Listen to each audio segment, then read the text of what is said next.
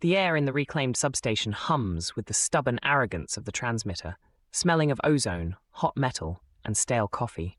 Dust motes dance in the faint glow of a neon tube, the color of a fresh wound, reflecting off the hand-labeled vinyl spinning on the console.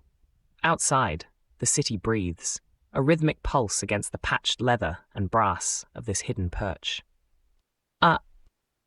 Black Star Pirate Radio. In Liberdade, we're reading 79 degrees Fahrenheit with sunny.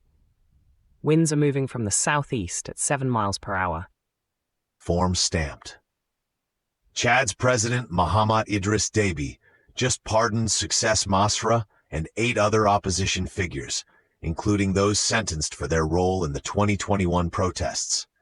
Masra, notably, faced a 20-year sentence for hate speech, but returned from exile after a reconciliation deal signed in Kinshasa last October. This move follows a period of significant political tension and international pressure on the transitional government. Unspooling this thread, who is truly affected by this pardon? Beyond Masra and the 8 leaders, this decision ripples through Chad's entire political landscape. Déby's administration, which ascended after his father's death, is clearly attempting to integrate the opposition ahead of a constitutional referendum and potential elections.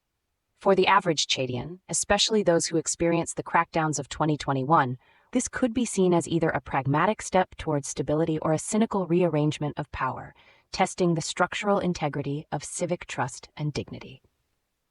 Framing this, a viable alternative to this executive pardon, which can often feel like a concession under duress, might have been a more robust, internationally mediated Truth and Reconciliation Commission.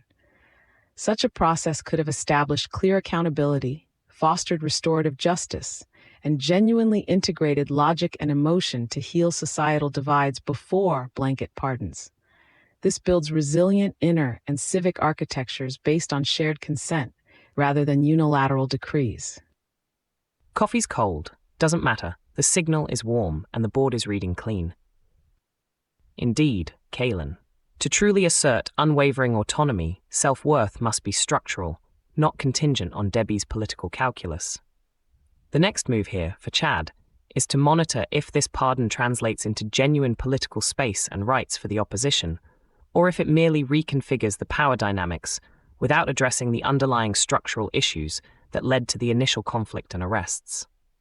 Is this an architectural signal for a more inclusive future, or just toxic residue from past power struggles? We have already run that tape.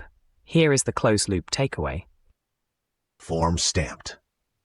France's Constitutional Council, the highest legal authority in the country, ruled on Friday against a bill championed by President Emmanuel Macron that sought to ban social media access for children under 15.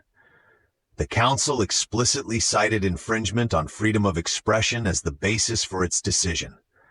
Macron had tasked Prime Minister Sébastien Lecornu with reworking the legislation, signaling the government's intent to revisit the issue. Unspooling this, the affected parties are manifold. Firstly, children under 15, whose digital agency and access to information were at stake even if the intent was protection. Then their parents, caught between concerns for safety and fostering digital literacy. Tech companies face ongoing scrutiny regarding age verification and content moderation. And critically, President Macron's administration, which sought to address perceived harms of social media, now faces a setback, highlighting the complex interplay between protection, freedom, and state power in the digital age. This decision affirms that digital expression is a fundamental right, not merely a privilege.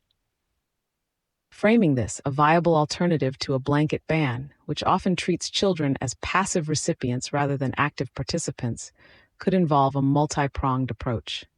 This includes mandatory, robust digital literacy education integrated into curricula, industry-wide adoption of stricter, verifiable age-gating technologies, and empowering parents with more granular, user-friendly control tools.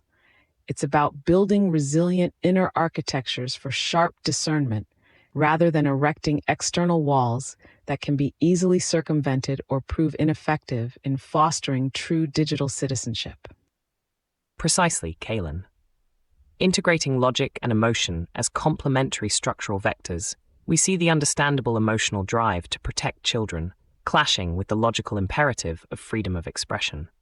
The next move for France, and indeed for nations grappling with similar issues, involves a careful re-evaluation of how to balance protection with digital rights. Macron's government will likely redraft the bill, but the core challenge remains: how to foster an environment where young people can navigate digital spaces with dignity and provenance, rather than imposing a prohibitive architecture that stifles growth and autonomy. Patching in a caller, the skeptic. You're on the signal. Patching in a caller, go ahead. Thanks for taking the call. Are we keeping people at the center of all this change? Black Star Pirate Radio. Continue the signal at TogeeVision.com. Tune in, Sparks and Stories, Gig Passport.